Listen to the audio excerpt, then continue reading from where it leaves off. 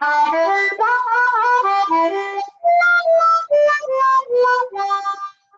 it's Willie Armelini from Flowers and Scents with your industry buzz. Today we're going to interview Juana de la Torre and Carmen Luisa Marquez from Ball. Ball is a breeder of all sorts of flowers. So without further ado, I will introduce them to you. Well, I'm Juana de la Torre. I am the sales director for Ball SV. So it basically means that I'm in charge of all the commercial area regarding Ball SV. This includes all of our core products, all the new products, and I manage all the relationship with our clients, which are the growers. And yes, that's basically what I do. And Juana, and that's Juana. And Carmen, you're the marketing manager, is that right? Yes, I'm the marketing manager. My name is Carmen Marquez, and what I do is that I do all the marketing programs for the core products and all the new products that we bring into the market. And you have many. Ball has so many products. I don't know. When I go to the shows, it's sort of a potpourri of all sorts of flowers and yeah, lovely ones. That's the idea. That's the idea, to always have things to surprise, whether they're new or old and very different. Or we're just simply improving something that maybe the market is asking, a stronger stem, wider flower, new color. That's something that we also do. So Ball SB, I think your father told me that means south of the border, or Yes. Ball south of the border. Okay, well, that's good. And, Juana, you and I, well, we go back a little bit, but I go way back with your family and then your grandfather and your father and your uncle. And Yes. We're a family that's always been in the flower business. Indeed. And so how does Ball SB connect with Ball Horticulture? So Ball Horticulture is like the main company of all the Ball companies, and Ball SB is the distribution company for Ball in South America, Central America, and in Eastern Africa. Actually, in South America, with the exception of Chile and Brazil. Well, that'll keep you plenty busy. Yes, we have a lot of work, but actually we did start as a distribution company, and we of course sell all of the Ball products here in South America, but since we are located in an area that is very strong in cut flowers, we became like the Ball company that's specialized in cut flowers, because Ball of course has garden products and potted plants. So we are very strong in cut flowers, and we started helping also with the breeding of cut flowers, and we also have a very big research station here where we do all the trials of cut flowers. And, breeding is science, if I'm not mistaken. It's you're doing science, and I'm going to pop up a little video, not a video. That video, by the way, is I will share, is really cool. And let me throw up here, because I think a picture like this sort of indicates what you do. I mean, this is science. You're doing laboratory work and all sorts of things in that respect. Yes. Exactly. Yes, actually, that's true, and I think that's also something that a lot of people don't even know, how scientific this world is, and how like the amount of research and work that is behind every flower that the people buy at the supermarket is something that a lot of people don't even know. And a lot of these flowers are produced in a lab, and it is actually amazing. Yeah, and the breeding process is a long process. I've always likened it to sort of making whiskey, because you make whiskey, you put it in a barrel, and you hope 10 years later when you take it out, it tastes good or people like it. So you have a long. How long does it take to get from an idea or a cross cutting or something to a product? Oof, that's a difficult question because I think it depends in the product. There are some products which are faster to breed, and there are products that are slower. And it also, like, breeding is playing with genetics as well, and you get different characteristics in every flower, and you might be very lucky to find one very fast, or it might take some years. But still, it's a very long process, and it usually takes between 5 to 10 years. So as you said, it's a surprise, and if you breed by taking a trend, then probably when you have the flower, that trend is gone. The So trend is, yes. yeah, so you're always playing catch up. Yes. All right, so what do we have new down there? I mean, again, you guys, you create a lot of different varieties and products, so you have quite a line, more than anybody else I've ever seen. So what's cooking down there these days? Well, from our own varieties, we have 2 new products that are actually very close to launching. So we have a whole line of chrysanthemums. We already reached the 3rd selection of these chrysanthemums, and we are going to start semi-commercial trials with farms.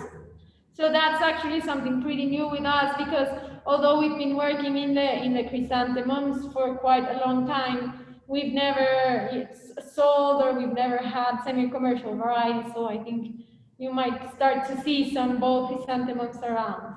Right, that's, you haven't been known for chrysanthemums. I think stock and also and hydrangeas and all sorts of other things. And I saw at the last Pro Flora that what is it, a zinnia, the thing that's like a giant ball on a stick? What? Yeah. And just wait till you see these new chrysanthemums. They're over like 50 coats. I don't even know what the number is, but we have so many varieties and new shapes that we're so excited about them. Cool.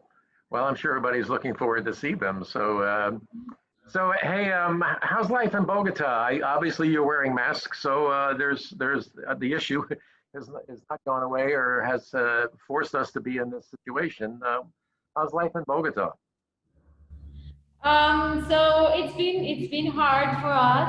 I don't know if you've heard that Colombia has had one of the largest and longest quarantines in I think the world. So we've been basically locked in lockdown for 5 months, and I think this week it started to open up. Wow. So it's been difficult. Everybody locked down. I think most people know the impact that has on the economy, and well, it's also hard on everyone, because it's not easy to stay at home for such a long time.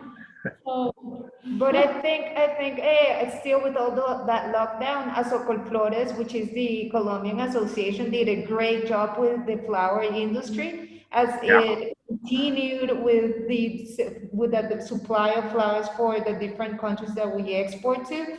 And that gave a source of income to all those families who were in need of an income in those difficult times. So I think at the same time, we had to thank the association for all the work they did for the industry. Yes, well, I did interview Augusto, and he sort of pointed that out, that and what a wonderful time to have a strong organization to sort of pave the way. Or do you have to do like different schedules for the employees? Yeah, so we definitely had to adapt, although we were able to keep going to work because we got into the exceptions. We definitely had to adapt because there's a lot of regulations in place to protect the workers and to be sure that we don't spread the virus more in the farms. So, for example, the face masks, as you can see, we have to disinfect the areas. People can't be too close to each other, so you had to put different shifts in our propagation areas. The office, for example, finance and us, marketing and sales, we are working from home. And now the visits to the customers, we do whatever they want us to do. So some farms were completely closed and they didn't allow any visits. Others did say, Yes, you can come, but of course always wearing a mask, and each farm had different protocols for the visits, so we had to adapt to whatever the needs of our customers were. But we did visit some farms. We tried to do it only when it was necessary, so just do necessary visits and not just go to say hello, because we understand that the times are different and difficult and we need to be careful. Yes, and restaurants are open. You're able to go to restaurants or no? No, We're I think still- they're opening today. The first restaurants are opening today. It's like a trial, and it's only outside seating, and it's gonna be very different. Well, life has become very different for all of us. Uh, Very it's it's similar here. I recently moved in the last week. I moved from Miami to Orlando with my office and my dogs and my family. So, and that was just a move to go to higher ground in a different city. And it's a little easier here in Orlando. They're not quite as shut down. You can go into a restaurant with social distancing and separate tables and different things, or the places that do have outside have done fairly well if you can have an outside seating. very lucky, Willie. Yeah. Yeah, it's terrible being locked up for so long. We are social people, and of all people in this flower industry, you know, our whole thing has been getting together and at conventions and shows and different things, which for me has been making me crazy because that was my whole life was going to these shows.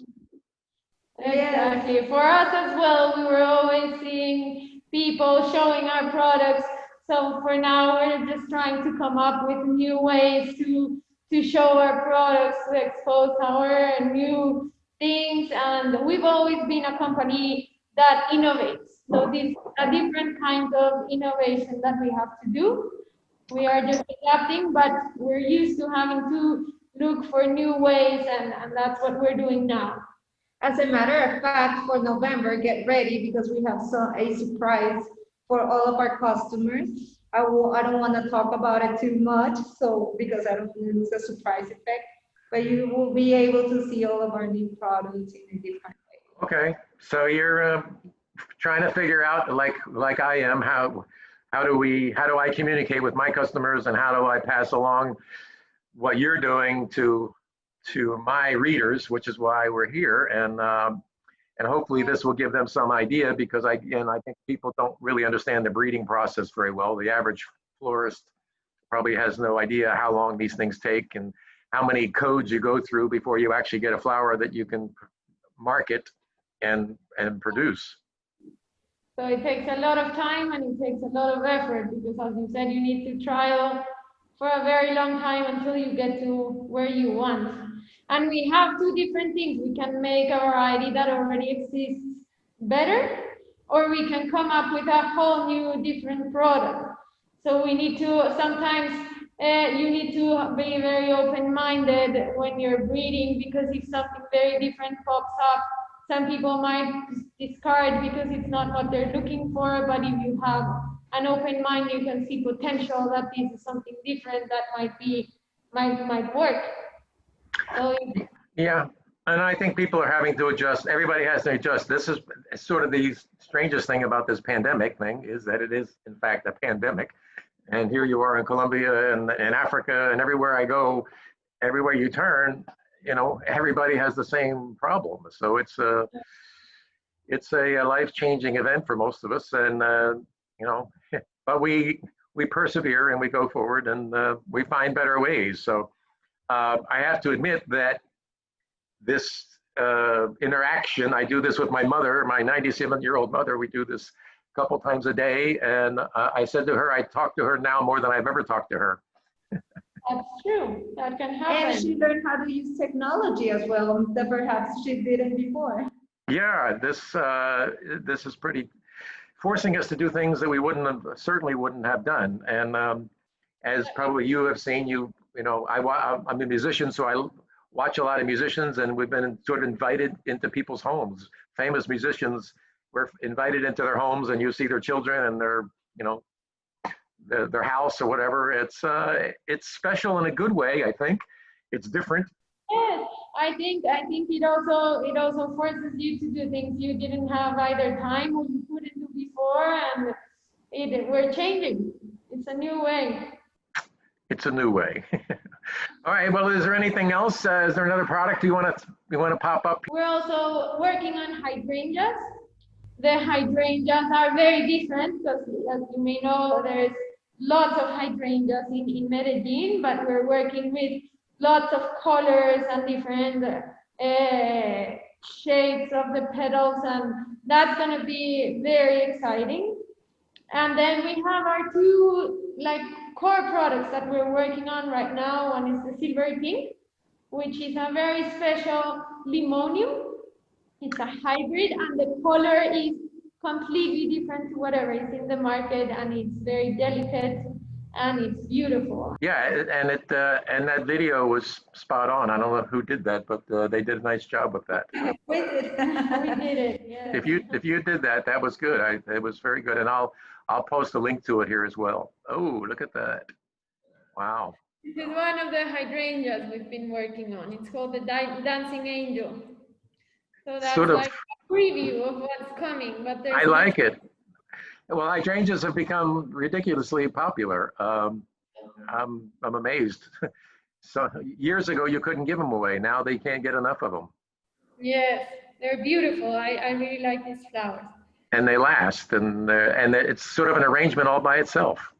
Yes. Exactly. And it's not tinted like a lot of the flowers. It's not tinted. Yeah. This one is natural color, all natural. Yeah, sort of pinky, orangey, red. I don't know. A lot of colors in there. I love it.